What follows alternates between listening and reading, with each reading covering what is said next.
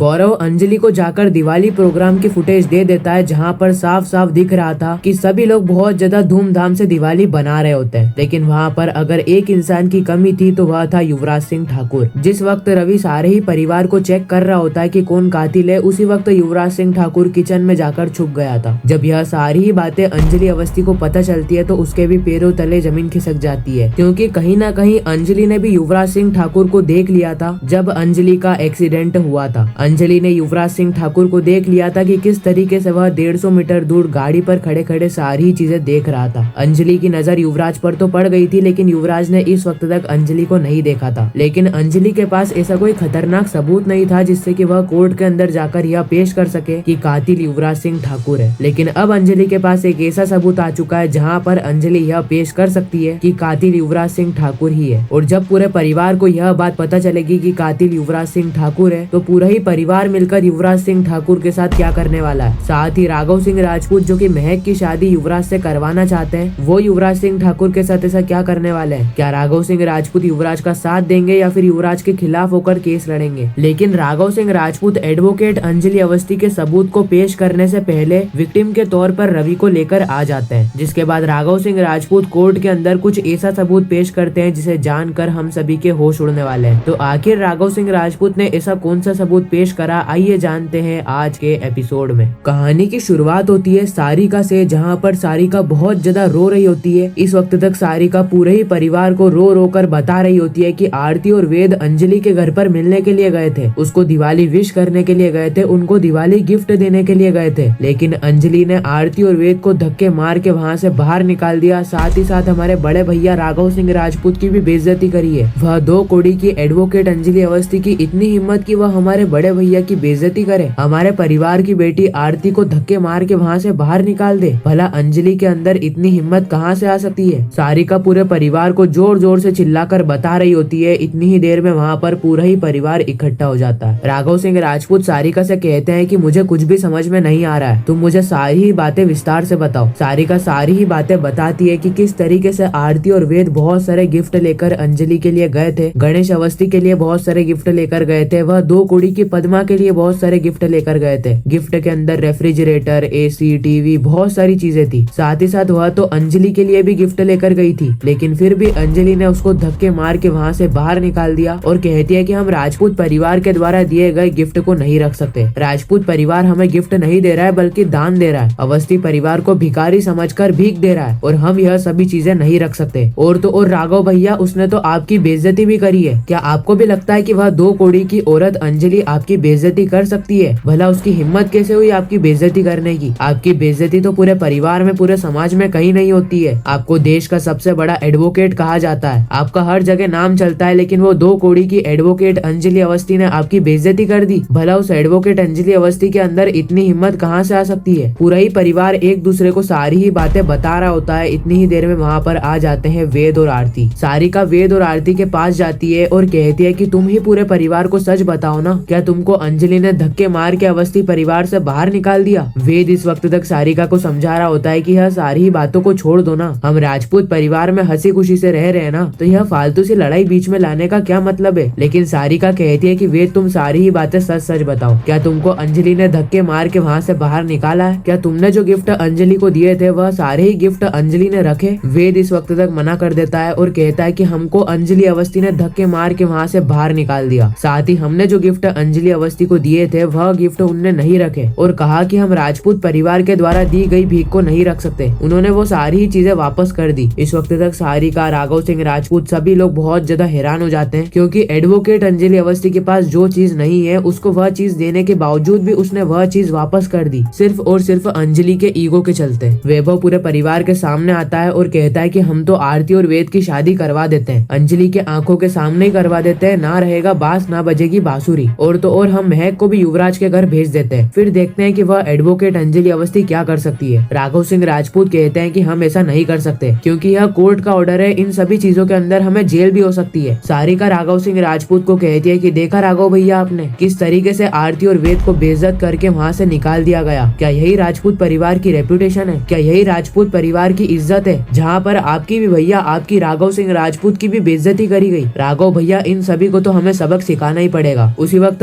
अभय अंजलि को फोन करता है और कहता है कि अच्छा हुआ अंजलि मेरी शादी तुमसे नहीं हुई, क्योंकि अगर मेरी शादी तुमसे हो जाती तो पता नहीं किस तरीके से मैं अपना जीवन बिता रहा होता। अंजलि कहती है कि कहना क्या चाहते हैं आप। उसी वक्त राघव सिंह राजपूत अभय से फोन लेते हैं और अंजलि से कहते हैं, अंजलि तुमने मेरी बेइज्जती करी, तुमने मेरी पोती को धक्के मार के वहाँ से बाहर निकाल दिया, तुम्हारी इतनी हिम्मत। अंजलि कहती है कि जिस प्रकार आपने मुझे राजपूत परिवार से बाहर निकाला था, ठीक उसी प्रकार मैंने भी राजपूत परिवार के सदस्य को अवस्थी परिवार से भगा दिया है। मैं नहीं चाहती कि राजपूत परिवार का कोई भी सदस्य मेरे अवस्थी परिवार के अंदर आए, और जो मेरी इज्जत ना करता हो उसकी इज्जत तो मैं बिल्कुल भी नहीं करती हूँ। इतना ही कहकर अंजलि अवस्थी फोन को काट देती है। इस और हम पंकज सर को देखते हैं, जहाँ पर पंकज सर और अंजलि अवस्थी बातचीत कर रहे होते हैं। अंजलि इस वक्त तक पंकज सर से कहती है कि पंकज सर अगर रवि हमें सारी ही बातें बता देता है, अगर रवि पहचान लेता है कि वह कातिल कौन है, तो हमारी तरफ से पलड़ा भारी हो जाएगा। हम सीधा कोर्ट के अंदर जाकर साबित कर सकते हैं कि कातिल कौन है। लेकिन मुझे यह समझ में नहीं आ रहा है कि वह पार्टी के अंदर सभी लोग मौजूद थे, लेकिन फिर भी रवि ने उस कातिल को क्यों नहीं पहचाना। उसी वक्त वहाँ पर गौरव आता है और गौरव कहता है कि वह पार्टी के अंदर सभी लोग मौजूद थे, लेकिन सिर्फ और सिर्फ एक इंसान को छोड़कर, और वह इंसान है युवराज सिंह ठाकुर। अंजलि का केस यहीं पर ही सॉल्व हो जाता है, क्योंकि अंजलि को पता चल चुका था कि इन सभी प्रकरण के पीछे अगर कोई है तो वह है युवराज सिंह ठाकुर। अंजलि गौरव के पैर पड़ती है और कहती है कि गौरव भैया आपने मेरा बहुत बड़ा काम कर दिया है। गौरव इस वक्त तक अंजलि को वह पेन ड्राइव देता है, जहाँ पर अंजलि को पता चल जाता है कि युवराज सिंह ठाकुर ही कातिल है। इस और हम सारिका को देखते हैं, जहाँ पर सारिका खाना बना रही होती है। उसी वक्त वहाँ पर आरती आ जाती है और सारिका आरती से कहती है कि देखा आरती, तुम्हारी मम्मी ने यहाँ पर आकर कितना बड़ा बवाल कर दिया। तुम्हारी मम्मी ने पूरा हमारा दिवाली का प्रोग्राम चौपट कर दिया। पता नहीं वह किस ड्राइवर को उठा लाई रवि नाम से, उसने हमारा पूरा प्रोग्राम बिगाड़ दिया, और आखिरी में जाकर उसको कातिल तो मिला ही नहीं ना। अरे हम उसको कितनी बार समझा चुके हैं कि कातिल को पहले ही सजा मिल चुकी है, लेकिन फिर भी तुम्हारी मम्मी मान ही नहीं रही है। तुम्हारी मम्मी को तो कातिल को ढूंढना है, जबकि हम उसको समझा चुके हैं कि कातिल को पहले ही सजा मिल चुकी है, लेकिन फिर भी तुम्हारी मम्मी कातिल को ढूंढने के लिए ही लगी हुई है। सारिका कहती है कि तुम्हारी मम्मी एक नंबर की डायन है, डायन। आरती इस वक्त तक सारिका से कहती है कि वह जैसी भी है वह मेरी माँ है। उसी वक्त वहाँ पर राघव सिंह राजपूत और अभय सिंह राजपूत आ जाते हैं। सारिका राघव सिंह राजपूत से कहती है कि अंजलि को कातिल के बारे में पता चल चुका है, अंजलि को ड्राइवर के बारे में पता चल चुका है जो कि उस समय गाड़ी चला रहा था। अगर हमें ड्राइवर के बारे में पता चल जाए तो हम ड्राइवर को विक्टिम के तौर पर पेश कर सकते हैं। सारिका आरती और वेद को कहती है कि तुम ड्राइवर को ढूंढ कर लाओ ना, आरती हमारी मदद करेगी। राघव सिंह राजपूत गणेश अवस्थी को फोन करते हैं और कहते हैं कि गणेश अवस्थी हमें ड्राइवर के बारे में पता लगाना है, क्या आप हमें बता सकते हैं कि वह ड्राइवर कहाँ मिलेगा। गणेश अवस्थी कहते हैं कि ठीक है, मैं ड्राइवर के बारे में पता लगाकर वापस आपको फोन करता हूँ। राघव सिंह राजपूत इस वक्त तक बहुत ज्यादा खुश हो चुके थे, क्योंकि अगर राघव सिंह राजपूत को विक्टिम के बारे में पता चल जाएगा तो राघव सिंह राजपूत अपनी तरफ से उस विक्टिम को पेश कर सकते हैं, जिससे यह पूरा ही केस राघव सिंह राजपूत आसानी से जीत जाएंगे। लेकिन उनको क्या पता था कि अंजलि को कातिल के बारे में पता चल चुका है। एक बार अगर अंजलि को कातिल के बारे में पता चल गया, उसके बाद तो अंजलि उसको कैसे न कैसे करके सजा तो दिलवा ही देगी। खैर इसी के साथ यह एपिसोड यहीं पर ही खत्म हो जाता है। बाकी मैं मिलता हूँ किसी नेक्स्ट इंटरेस्टिंग वीडियो में, जब तक के लिए गुड बाय।